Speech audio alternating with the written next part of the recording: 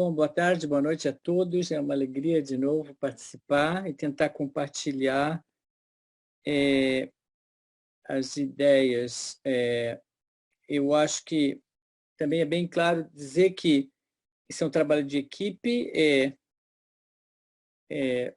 A gente tinha algumas ideias e a equipe do Rochinol que deu o apoio técnico e de pesquisa.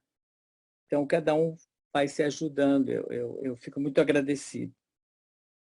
Então, até o próprio título, A Viagem de Abu-Barra América, o grande anúncio, eu gostei muito dessa ideia, porque lembra um pouco que muitas seitas cristãs da América, americanas, tinham essa palavra conectada com a volta de Cristo em 1844. Eles acertaram a data e erraram o local. Mas essa conexão é muito bonita porque realmente houve um anúncio sobre a Aliança de Bahá'u'lláh, sobre o convênio, e que nós vamos falar. E então vamos focar nessas duas figuras extraordinárias, logicamente o mestre, que é o centro do convênio, e a arauta do convênio, Lua Getzinger. Eu só queria mais um pequeno comentário que cabe a nós contar essas histórias de maneira que inspire as pessoas, né? Então, a Barra disse que quando a gente faz a tradução, nós temos que ter precisão e graça. Quer dizer, não adianta só colocar todos os fatos, mas tem que contar e tem que traduzir de uma maneira que atrai as pessoas. E todos os grandes oradores, eles prepararam, todos os grandes contistas, né? Martin Luther King estudou muito para ser um grande orador.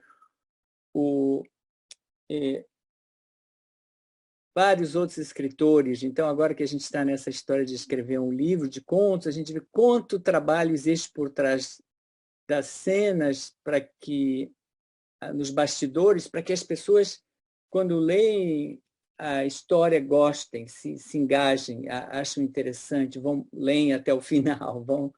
Então, nós temos esse trabalho. Então, não é só dizer as datas e os locais, mas a eficácia do mestre, a estratégia, a sabedoria, a bondade.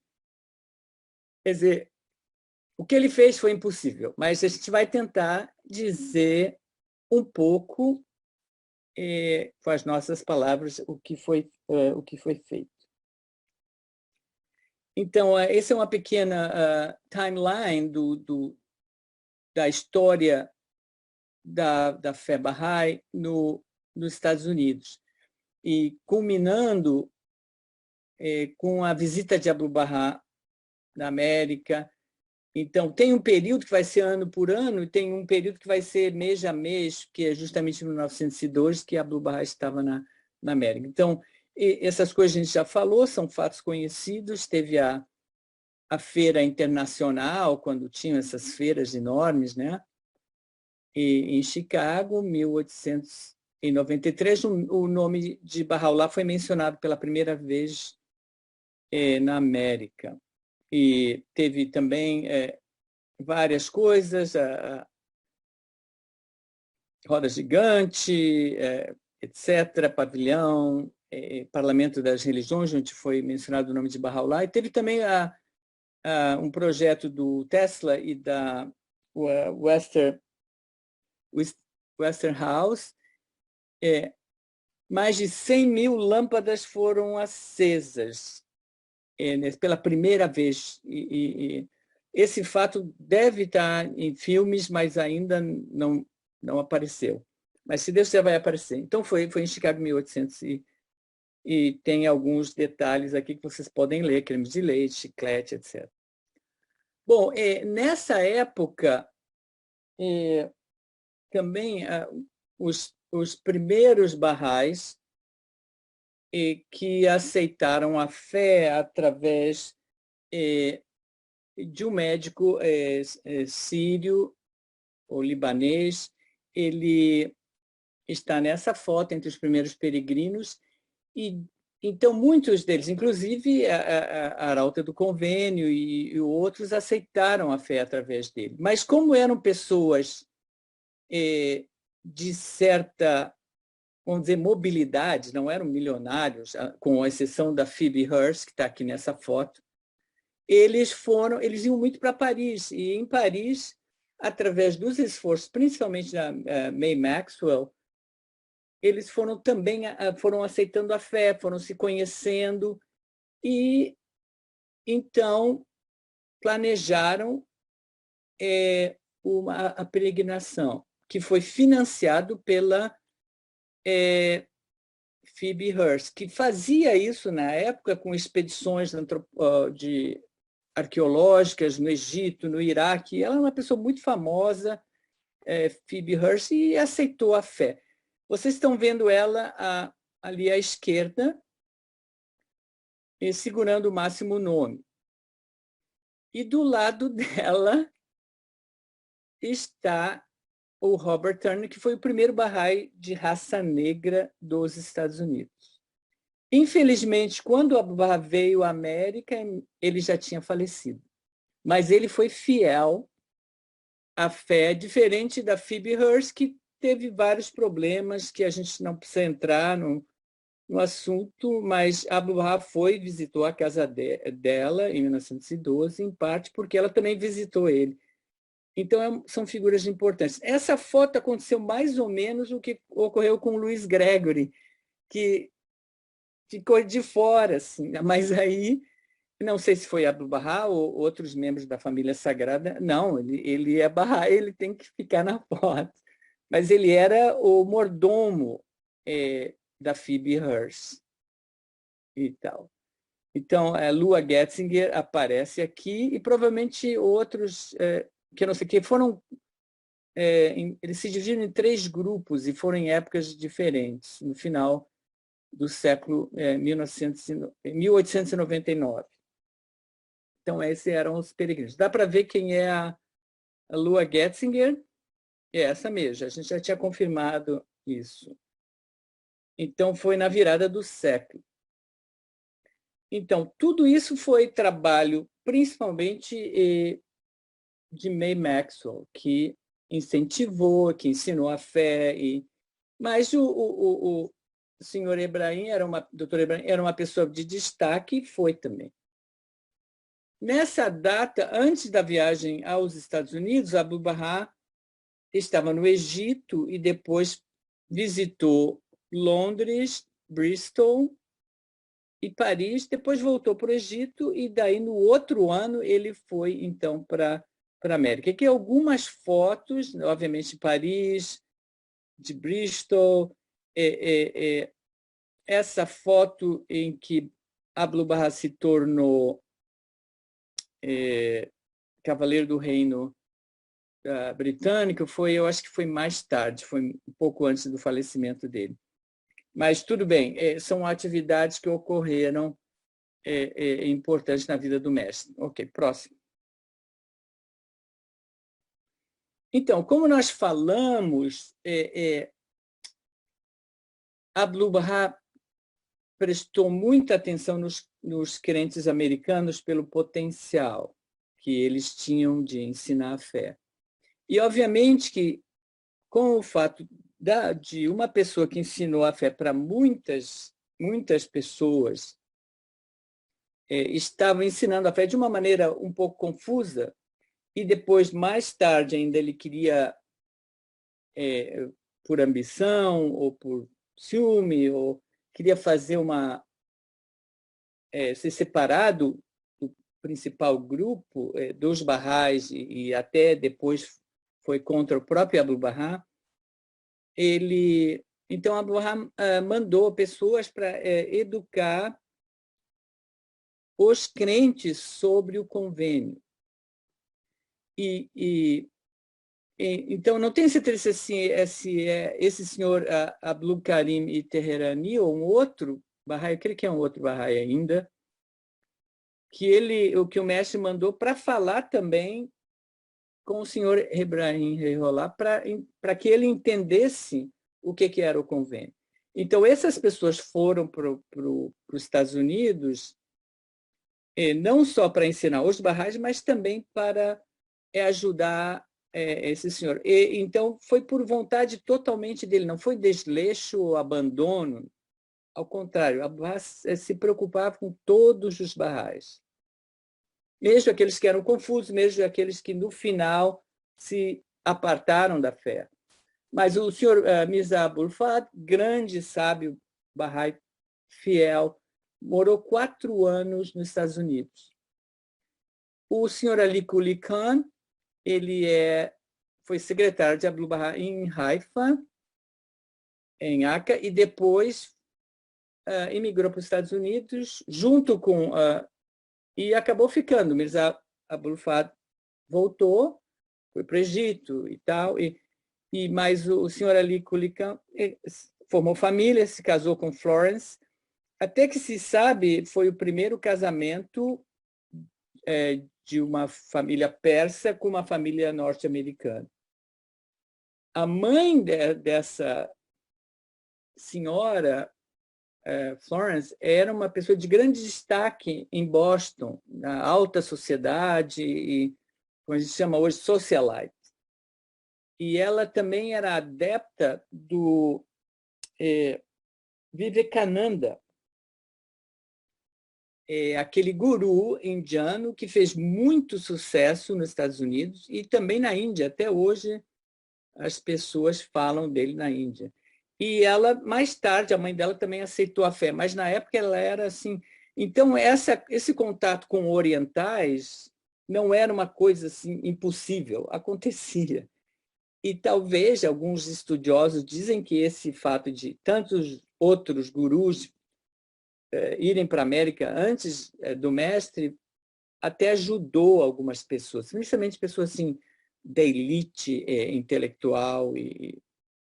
Então, o senhor Ali Quli Khan, ele foi tradutor, ele era equivalente ao cônsul iraniano em Washington, quase como embaixador, e depois se estabeleceu e também. O senhor Abdul Karim Teherani também deu palestras, falou sobre o convênio especificamente.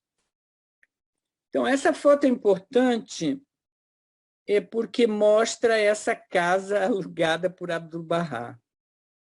309 West 78. O nome da rua é 78 e o número da casa vem primeiro. E o West é aqui do lado oeste da ilha, né, de Manhattan. Tem o leste e tem o oeste. Essa casa parece mais um prédio, assim, um edifício, né, com apartamentos. Isso, atualmente, pelo menos a última vez que eu li, era uma república de estudantes. Então, aí eles fazem isso em casas antigas, eles transformam em pequenos apartamentos. Mas, na época, era um prédio só. E então, foi nessa casa, segundo aquilo que eu entendo, que foi pintado o quadro do mestre por Julia Thompson, que também nós vamos falar dela, e foi em que foi anunciado o convênio, aliança, no dia 19 de junho de 1912, para os Bahá'ís americanos. Existem algumas controvérsias, porque, obviamente, Julia Thompson era pintora profissional, ela tinha um apartamento também próximo, ela tinha um estúdio na casa dela, etc. Mas não, ela fez várias visitas a essa casa, que Abdul Bahá alugou por um período, e é onde ele recebia os crentes e etc. Então, essa é uma foto atual, dá para ver pelos ar-condicionados, né? Mas a gente tentou, eu e a Janete tentamos várias fotos e tal. Essa ficou muito boa, porque aparece o porte da casa. E aqui a outra foto é numa outra família Bahá'í muito destacada, a família Kinney e tal. Então, aqui o Abdu'l Bahá na rua, em Nova York, ali, provavelmente na parte de fora da Central Station, que também até hoje existe. Então, a missão de Abdu'l Bahá América, a gente já, obviamente, falou isso a outra vez, que era ensinar a fé, promulgar o convênio, visitar os pessoas doentes. Ele fazia questão de continuar fazendo esse trabalho que ele fazia em Acre.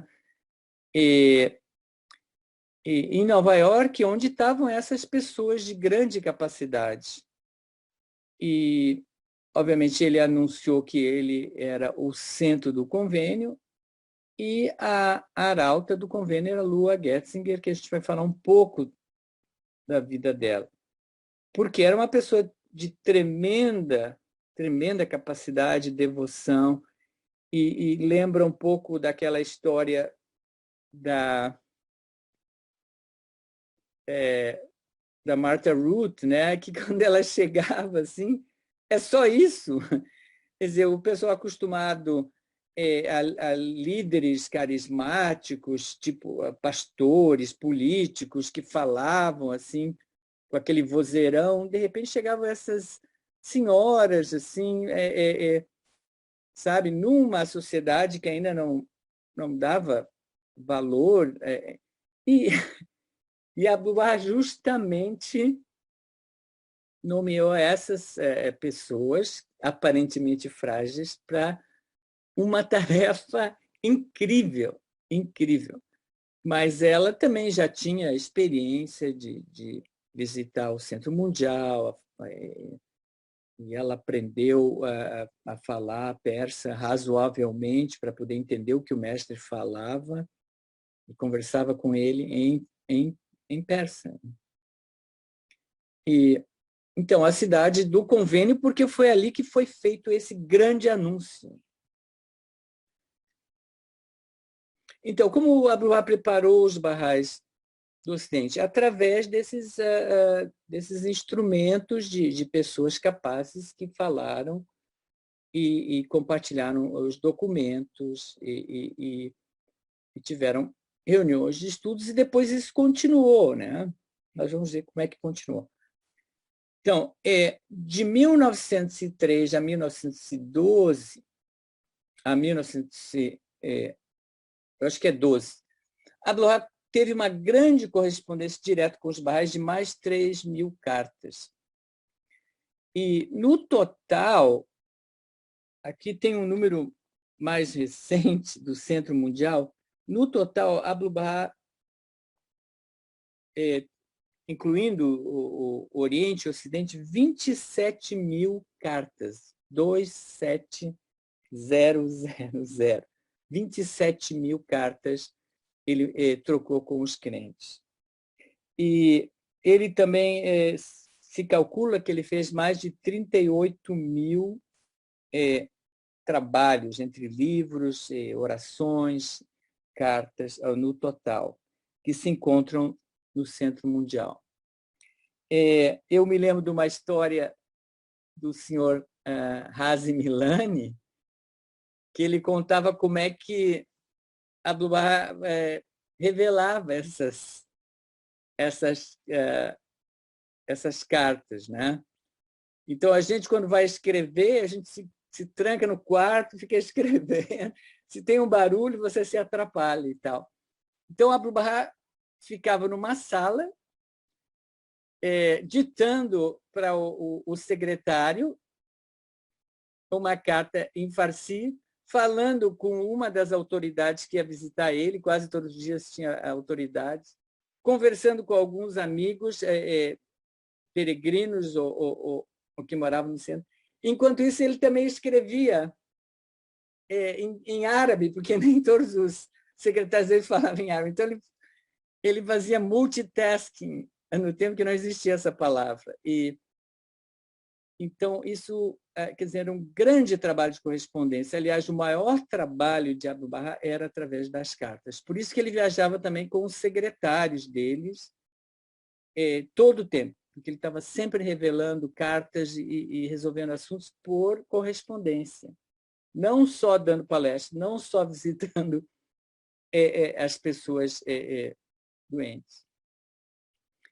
Mas, então, já falei das duas viagens anteriores, ao Egito e à Europa, e depois foi para a América em 11 de abril de 1912.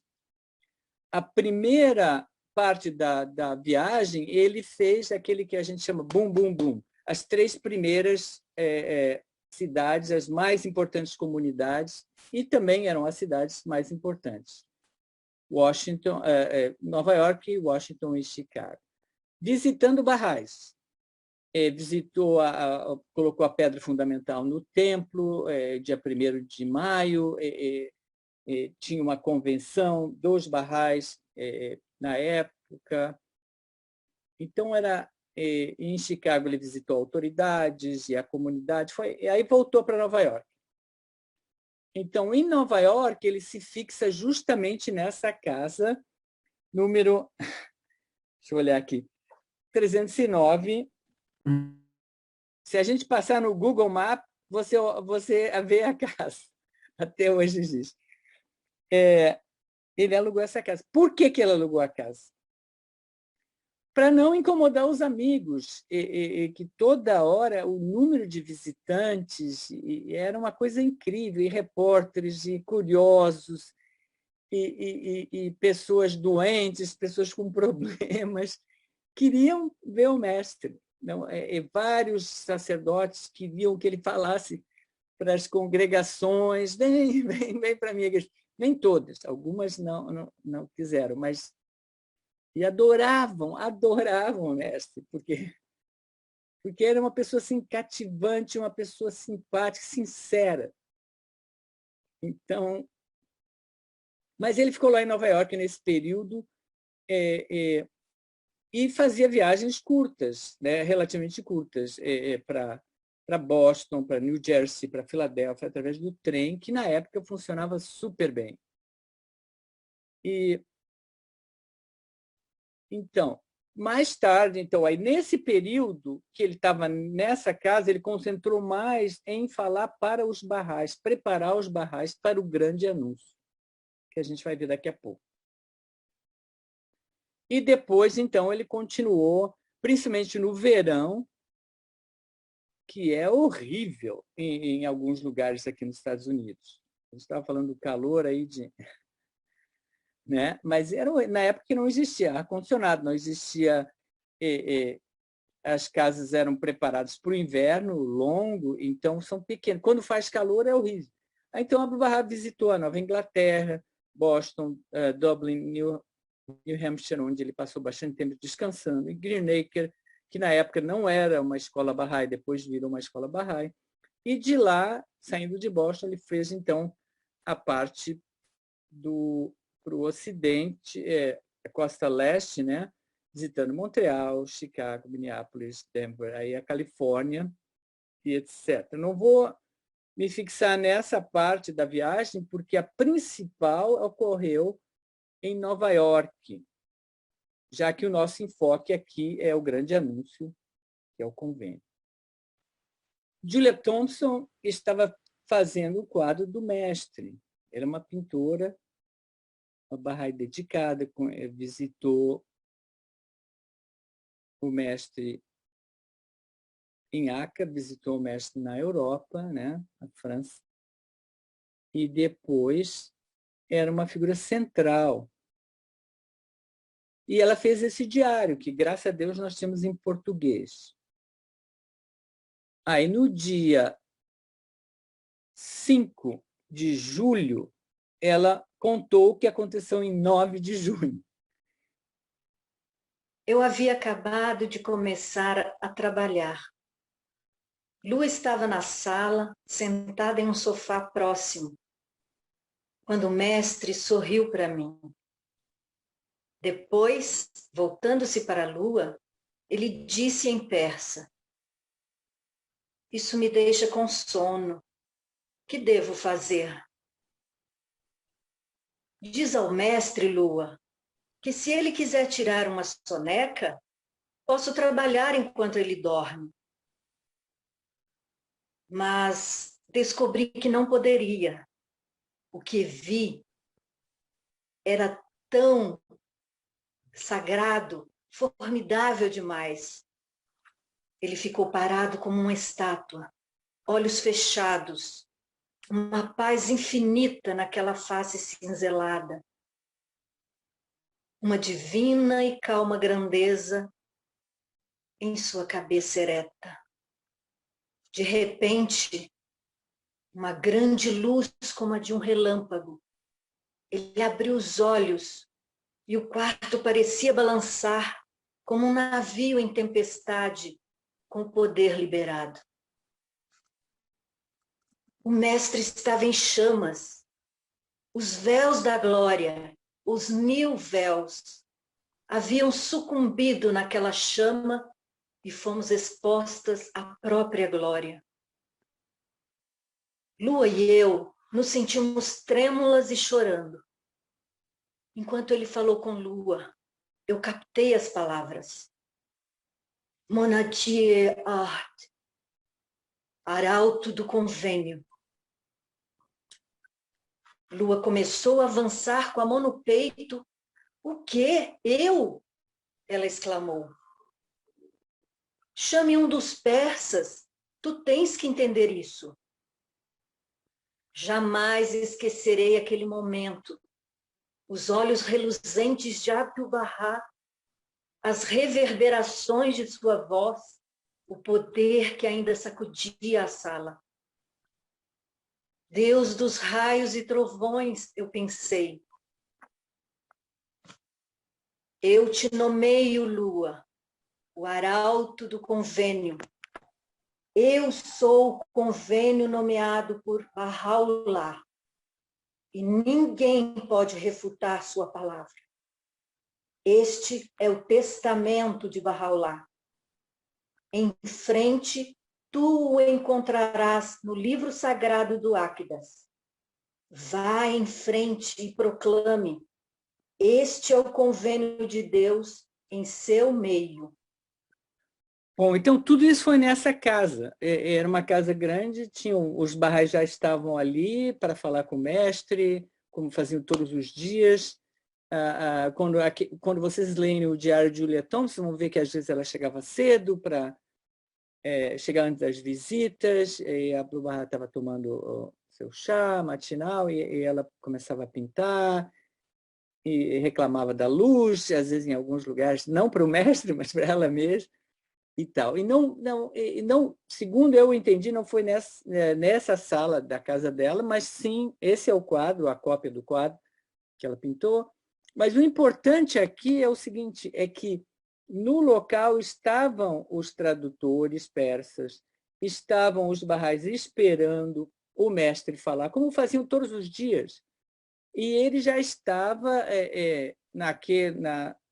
nos dias anteriores a esse dia 19, ele limitou o número de palestras fora, que, como a gente sabe, às vezes eram 2, 3, 4 por dia, ele limitou a uma ou menos, às vezes, até nenhuma, mas e as visitas, pediu aos visitantes que só aceitava ter audiências individuais para aqueles que ainda não fizeram, não queria repetição, e pediu às pessoas para irem nas palestras em vez de visitarem ele, para concentrar o trabalho naquele grupo de crentes que era firme, que podia entender o convênio. Então, foi nessa casa, depois que teve esse anúncio para para essas duas servas fiéis, Lua Getzinger e Julia Thompson. Ele mandou Lua descer, eles estavam no andar superior daquela, e falar para os crentes que ela era a arauta do convênio. E tinham na sala, segundo o historiador Robert Stockman, mais de 100 barrais, a maioria barrais que estavam ali. E ela falou na frente deles que ela era a arauta do convênio. Depois, então, o mestre desceu e falou esse documento para os amigos. Eu vou ler, e é um pouco repetitivo, mas é para ser enfático. E depois eu vou dar alguns detalhes de...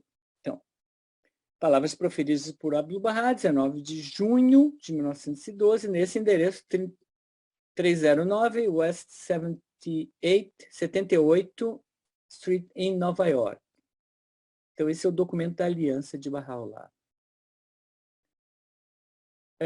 Mas, nessa dispensação, isso é Abdu'l-Bahá falando, da abençoada beleza, Bahá'u'lláh, entre várias distinções, é que ele não deixou seus seguidores em perplexidade. Ele firmou uma aliança e testamento com todos os povos do mundo. Ele nomeou um centro de seu convênio. Ele escreveu com sua própria pena e revelou no próprio Kitab Yaqdas, o livro das leis, no Kitab Yard, o livro de seu convênio, nomeando ele, Abdu'l-Bahá, quer dizer, ele está falando da terceira pessoa, o expositor de seu livro. Vós deveis perguntar a ele, Abdu'l-Bahá, a respeito dos significados de textos e versos sagrados. Tudo o que ele disser é correto. E além destes documentos supracitados, em inúmeras epístolas, ele, Bahá'u'lláh, também escreveu de forma clara, explícita e irrefutável esta aliança. Na Epístola do Ramo, ele, Bahá'u'lláh, explicitamente escreveu: tudo aquilo que o ramo disser é certo, correto. E cada pessoa deve obedecer o ramo com sua própria vida, seu coração e suas palavras. Sem sua vontade, a vontade de Abdu'l-Bahá, jamais outra palavra de alguém deve ser pronunciada. E este é um texto explícito da abençoada beleza, Bahá'u'lláh. Então, não há outra alternativa a todos. Este é o único refúgio. Nada deve ser dito provindo de uma alma individual, quer dizer, sobre o convênio, obviamente. Não há outra alternativa a todos. Este é o único refúgio. Nada deve ser dito provindo de uma... Aqui repetir um pouco. Tudo aquilo que ele, Abdu'l-Bahá, lhes disser ou escrever é correto, de acordo com o explícito texto de Bahá'u'lláh na Epístola do Ramo. Aparentemente repete, mas é assim mesmo, ele enfatiza. Sua Santidade, o Bab, isso é importante, em todos os seus livros, em todas as suas epístolas, explicitamente formou uma aliança com a abençoada beleza, Bahá'u'lláh, em que Bahá'u'lláh foi o prometido de sua santidade, o Bab. Sua Santidade, Bahá'u'lláh, afirmou que eu, Abdu'l-Bahá, não sou o prometido, mas sim que Abdu'l-Bahá é, sim, o expositor do livro e do centro de seu convênio. E que o prometido de Bahá'u'lláh virá após se passarem 1000 anos ou mais. Quer dizer, mais claro do que isso, não dá para ser. Quer dizer, ele falou claramente, depois eu vou comentar sobre esses aspectos que ele está colocando aqui. Esta é a aliança eterna, o convênio que Bahá'u'lláh nos deixou. Não, o prometido de Bahá'u'lláh virá após se passarem 1000 anos ou mais. Então, essa passagem também é conhecida, que Bahá'u'lláh fala do prometido só depois de 1000 anos. Então, Abdu'l-Bahá não é esse prometido, porque, na época, algumas pessoas achavam que Abdu'l-Bahá era a volta de Cristo, que não era uma dedução impossível, porque as pessoas, de repente, ficavam deslumbradas com a figura de Abdu'l-Bahá. Assim, caminhando, de repente, numa igreja, ele falando com uma voz, com uma beleza que as pessoas...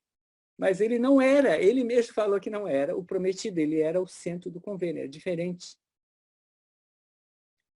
Desculpa, me atrapalhei aqui. E esta é a aliança eterna, o convênio de Bahá'u'lláh nos deixou. Em caso de diferenças, Abdu'l-Bahá deve absolutamente ser consultado. Todos devem decidir de acordo com sua vontade. Após o falecimento de Abdu'l-Bahá, caberá à Casa Universal de Justiça.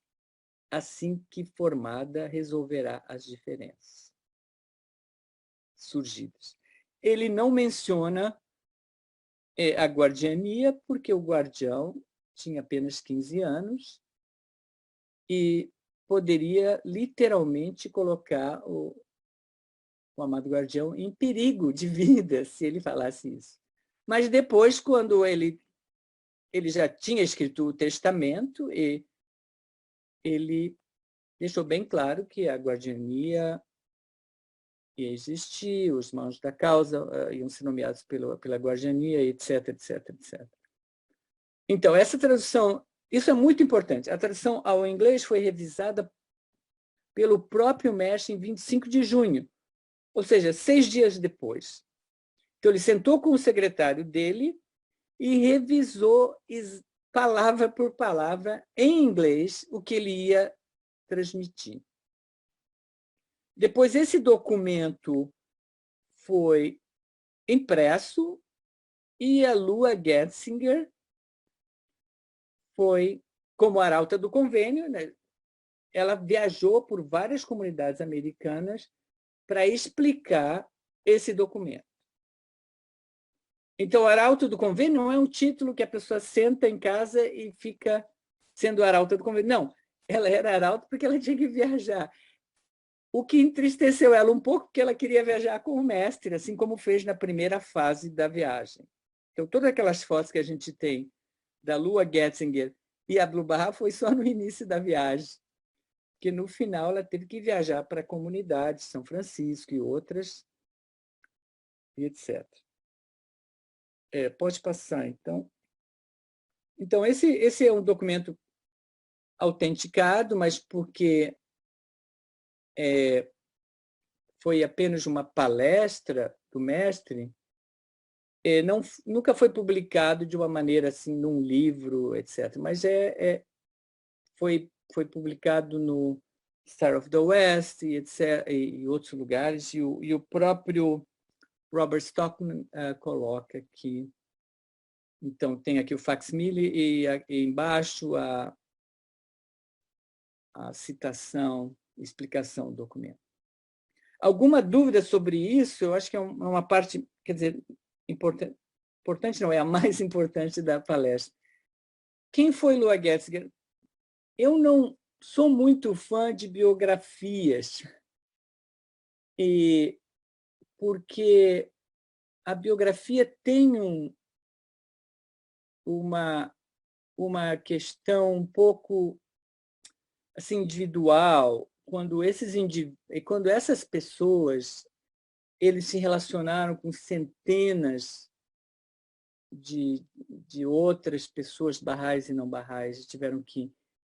E depois, às vezes, a gente acha que fake news é novo, né? Mas na época do mestre, em Nova York, houveram muitas coisas que ocorreram e notícias falsas contra essas pessoas, que eram, em primeiro lugar, pessoas muito comuns, com exceção de poucas que eram assim, pessoas de destaque, principalmente essas mulheres eram pessoas comuns, assim, sabe? Então, ela é americana, a Lua Guedes depois foi para Chicago ter aula de teatro e aí conheceu a fé através desses cursos que eram dados por o senhor Ibrahim Rolá.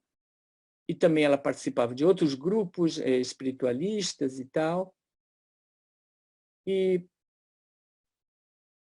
ela, então, mas como artista e tal, ela foi para Paris, eu expliquei. Aí, dentro desse grupo, foram levados para a Terra Santa para conhecer o mestre.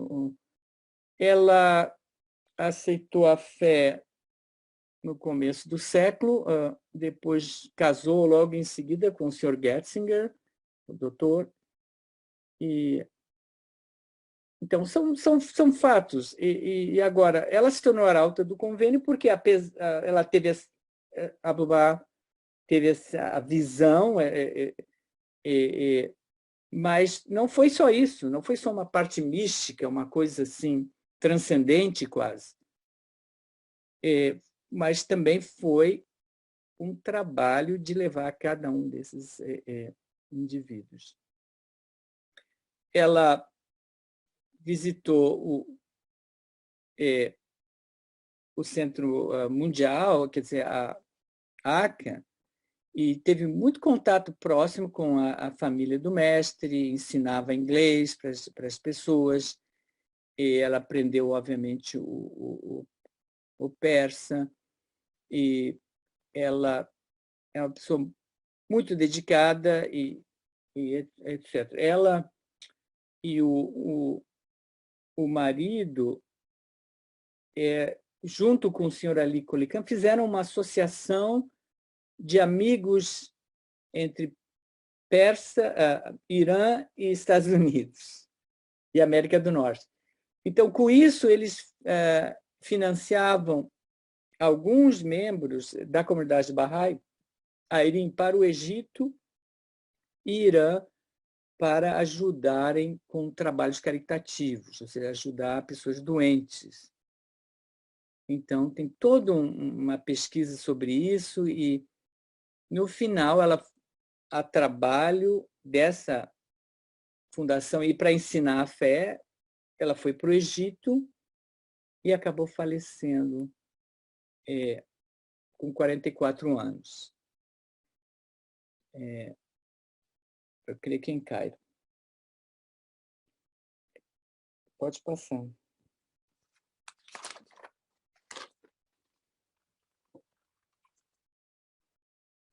Bom, então, eu peço desculpa a Janete pessoalmente, porque a sala de Julia Thompson, a Abdu'l-Bahá visitou essa sala e jantou com a mãe da Julia Thompson, mas não foi o local onde foi feito o anúncio. Segundo eu entendo, foi feito nessa outra casa que a Abdu'l-Bahá alugava. Ela sempre usava esse traje azul e assim, era uma época que as pessoas se vestiam com tanta elegância, né? Mas, de novo, não é o mais importante. O importante é a dedicação e que as pessoas ligadas, firmes no convênio, tinham.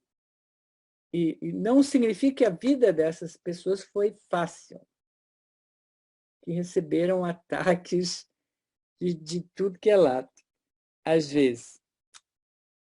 E aqui é o senhor Abul Fahd, que no final da vida os dois acabaram no mesmo cemitério, um do lado do outro. E figura extraordinária, os dois. Aqui ela com o mestre e o marido. Então, no final da viagem, Abdu'l-Bahá de novo se firmou em Nova York e passou as últimas semanas visitando famílias, a família Kenny, a família do Dr. Florian Krug, e outras famílias, porque justamente queria deixar uma raiz forte nessas pessoas, que iam fazer o trabalho de continuação da fé. Ele, obviamente, já falei na Julia Thompson, que era uma pessoa de tremenda capacidade e firmeza. A gente tem uma questão assim de conexão espiritual, principalmente a minha filha, Eleonora, que morava em New Rochelle por mais de 3 anos, e é justamente o local onde a Julia Thompson está enterrada. E o cemitério é bem próximo da casa dela, e a gente, às vezes, ia a pé visitar o túmulo da Julia Thompson. E, então, quer dizer, é importante a gente pegar esses detalhes e elevar ao nível de conexão espiritual, de conexão, de comprometimento. Não significa que essas pessoas não foram perfeitas, ou foram sempre sábias, ou pior, algumas delas foram discriminadas por serem mulheres, por serem pessoas muito além da sua época. Então, por ciúme, literalmente ciúme, essas pessoas reclamavam. Então, a Lua também era esse exemplo de pessoa tremendamente capaz. Uma das famílias que ele visitou, Grace e Dr. Florian, eles moravam na Park Avenue. Até hoje existe o prédio onde eles moraram. É um lugar lindo. É uma das únicas avenidas que tem um jardim no meio, em Nova York, a 2 quadras do Central Park. Então, primeiro quem aceitou a fé foi a Grace, que era uma das pilares da comunidade Bahá'í de Nova York. E quando o mestre chegou, mas então o Dr. Florian, ele não era Bahá'í. E a gente normalmente tem essa ainda, né? A gente tem sempre essa narrativa, ele, quando viu Abdu'l-Bahá, ele sabia que tinha mudar, que sabe, viu a foto de Abdu'l-Bahá. Não, foi tudo ao contrário. Depois que ele aceitou a fé, ele virou uma pessoa importante, um profissional excelente. Não, foi ao contrário. Então, ele nasceu na Alemanha, estudou medicina na Alemanha, veio para os Estados Unidos e se tornou um dos médicos mais destacados dos Estados Unidos. Ele tinha 5 clínicas na cidade de Nova York, em 1912. Quer dizer, naquela época, ter 5 clínicas é uma coisa, quer dizer, é impressionante. Mas quando ele viu, quando ele sabia que Abdu'l-Bahá ia visitar a casa dele, ficou nervoso, ele disse assim, não, se ele vier aqui, eu vou mandar o porteiro tirar ele para fora. Aí a Grace, com calma, sabe, não falava, e no final Abdu'l-Bahá veio e olhou para eles assim, Are you happy, Mr. Florian? Dr. Kirk? Aí, logicamente, que o coração dele derreteu na hora, mas ele manteve aquela fímbria assim, germânica, sabe? Ele fazia parte também de um grupo de espadachins, mas não é esses caras que florete, assim, que fica com com uma máscara, ele tinha uma cicatriz aqui de uma facada do lado esquerdo, não aparece. E era uma pessoa assim de fibra e tal, difícil. Mas ele visitou depois de novo a casa, Abdul-Wahab visitou de novo pela segunda vez nessa segunda etapa antes de viajar, de sair da América. E depois, em 1920, ele já era Bahá'í, foram para a peregrinação com mais outras 10 pessoas, e já foi notícia de jornal que ele tinha e se tornou Bahá'í. Depois, em 1921, ele saiu de Nova York, abandonou a sua carreira para ir morar, quase que sem saber, indefinitivamente, em Haifa.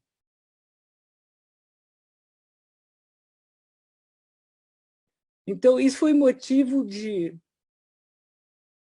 ataque e ridículo. Não só pessoal, mas da fé, do próprio Abdu'l-Bahá. Foi horrível.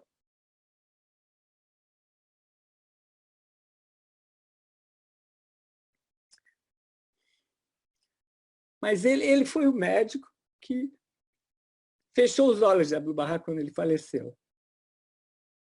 Ele foi... Abdu'l-Bahá ficou na própria casa de Abdu'l-Bahá, e quando o mestre estava falecendo, eles chamaram o doutor e ele deu o atestado de óbito de Abdu'l-Bahá.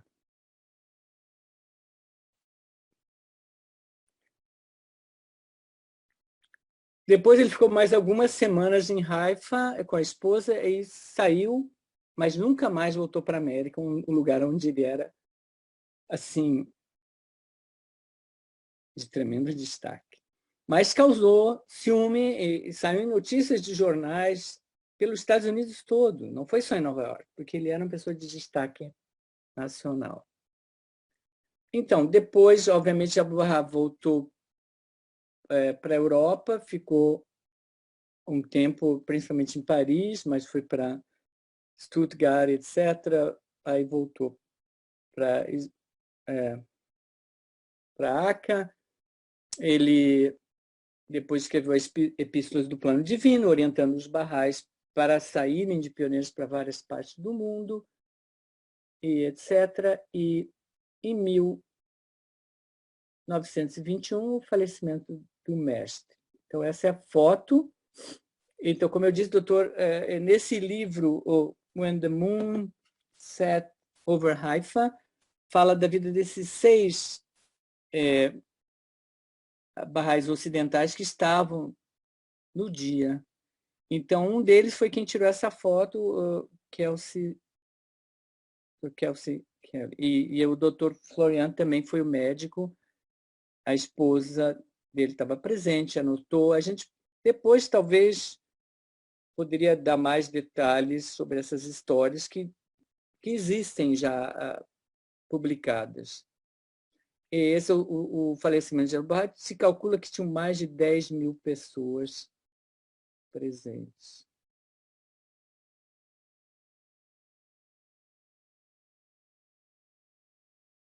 Então, em janeiro de 1922, foi lido A Última Vontade de Testamento, na presença desses Bahá'ís ocidentais, de outros crentes orientais, em que Abdu'l-Bahá coloca claramente não só a guardiania, mas a figura, a pessoa de Shoghi Effendi, a Casa de Justiça, a nomeação das mãos da causa que o guardião poderia fazer, etc, etc. Então, o convênio foi preservado através desses mecanismos que Abdu'l-Bahá, desde o início, colocou. Então, não aqui, janeiro de 22 foi a leitura oficial, porque o guardião, como vocês sabem, estava na Inglaterra, e quando o mestre faleceu, e não pôde voltar imediatamente, então demorou um pouco para ver. Uma coisa sobre o convênio que eu queria falar, talvez para encerrar, é que o convênio não é uma questão de liderança. Quem vai ser o líder, né? Então, na política, nas ONGs, nos sindicatos, tudo isso eu já fiz parte, eu sei como é que é. O maior problema é quem vai ser o líder, quem vai ser o líder, quem vai ser o líder. Então, não era isso que a Bloha estava falando. É a preservação dos mecanismos de continuação da pureza da fé. Então, no caso, por isso que muitas vezes Abdu'l Bahá usa a terceira pessoa, né? Abdu'l Bahá, o servo da glória. Ele não fala para ser eu. Normalmente ele usa a terceira pessoa para poder diferenciar a posição dele como centro do convênio, como o líder. Então, a gente até não gosta de chamar de líder, a gente, né, quando o Eduardo morava em Costa Marques, é o líder da fé Bahá'í aqui. Não, a gente não é líder, não gosta de essa palavra, é horrível. E a Bloha também não gostava, mas às vezes essa era a função como centro do convênio. Então a gente não busca isso como fim em si mesmo, mas tem que fazer o trabalho de preservação do convênio. Então, graças a Deus, esses trabalhos têm em português, a gente pode ler, aprofundar. A publicação da dispensação de Bahá'u'lláh, um trabalho do Guardião, que explica o Bahá'u'lláh, Abdu'l Bahá e a administração Bahá'í. Vários eruditos, o senhor Adib Taherzadeh, escreveram um livro sobre o convênio. Existe no Instituto do Rio, o livro 8, somente sobre o convênio, os 3 capítulos. Tem também no livro 9, tem uma parte sobre perspectivas históricas, tem uma parte que fala sobre o convênio. E assim vai, cada um desses. E agora teremos uma conferência, né, comemorativa ao centenário do falecimento de Abdu'l Bahá, mas, na verdade, é o centenário do estabelecimento do convênio de Bahá'u'lláh. Vamos dizer, essa segunda etapa, teve o convênio de Bahá'u'lláh em 1992, né, quando o falecimento de Bahá'u'lláh, depois com o falecimento de Abdu'l Bahá. Então, vamos ter duas conferências, né, uma com o falecimento e a outra justamente em janeiro de 2022, quando foi lido o testamento.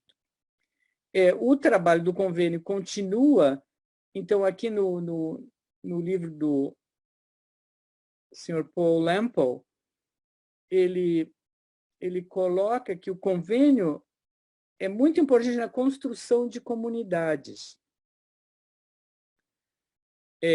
Como o convênio protege? Ele guia os crentes, ele resolve os problemas, ele impede que indivíduos imponham seus pontos de vista, impedir abuso de prerrogativas. Não, eu vou escolher esse cara porque é meu amigo e tal. Não, isso não tem nada na fé. Que são vícios que ocorrem justamente nos partidos políticos, nos governos, nos sindicatos, nas ONGs, porque não tem essa proteção. E também, obviamente, amplia o escopo da influência da fé na sociedade, que não é só um grupinho, não é uma seita, não é só pessoas que se acham melhores que os outros. Não, nós estamos seguindo um convênio predeterminado pelo próprio fundador, Bahá'u'lláh, e continuado de uma maneira fiel, mas inteligente, tanto por Abdu'l Bahá como a própria Guardiania. Eu me lembro quando o seu Soltani falava que todos sabem que Abdu'l-Bahá está enterrado junto com no santuário do Bab, o sagrado corpo do Bab está no santuário do Bab, no Monte Carmelo, e ele dizia assim, no futuro, Abdu'l-Bahá vai ter o seu próprio santuário. E parecia uma coisa assim tão impossível, tão no futuro, que eu acho que os meus netos... Bom, na verdade, os meus netos vão ver isso. Mas a gente vai ter o privilégio de ver, quer dizer, de uma beleza assim, que mostra justamente a característica do mestre, de não aparece. Onde está o santuário? Ele fica coberto por esse jardim suspenso e a gente não vê. De uma beleza assim, incrível. E não sabemos ainda quando vai ser a dedicação, nem o translado. Isso ainda a gente tentou saber por alguns canais. Aí. Se alguém soubesse, mas não se sabe ainda. Por causa, talvez, ou da pandemia, algumas coisas atrasaram, mas está em rápido, acelerado finalização, mas ainda não. Creio que não vai ser agora, em novembro ou janeiro.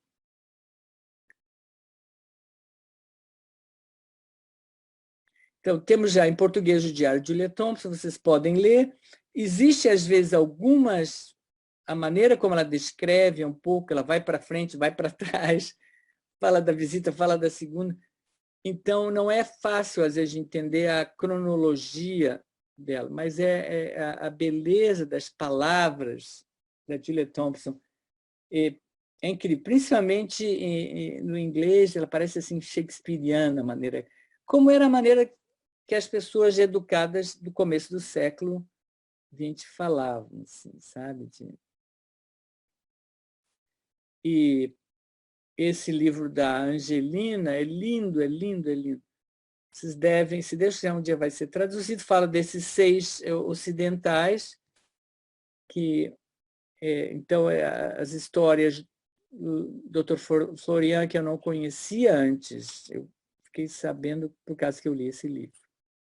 E Grace também era uma santa, ela recebeu orações de Abdu'l-Bahá para ela ler, sabe? Então, imagina assim, a dedicação. O Dr. Florian era viúvo e casou a segunda vez com a Grace. Então, ele tinha dois filhos, filho e uma filha do primeiro casamento. Eles também aceitaram a fé. E Abdu'l-Bahá falava da Step, quer dizer, filha do primeiro casamento. Falava dela, não esquece dela, estou lembrando dela, lembro. E falava do Dr. Florian, mesmo o tempo que ele dizia, vai embora da minha casa. Imagina, então Abdu'l-Bahá tinha assim, uma percepção, uma persistência, uma fé incrível nessas pessoas. E, obviamente, o Mahmoud fez o diário, a promulgação da Paz Universal a gente tem em português, e os livros do Paul Lemple também.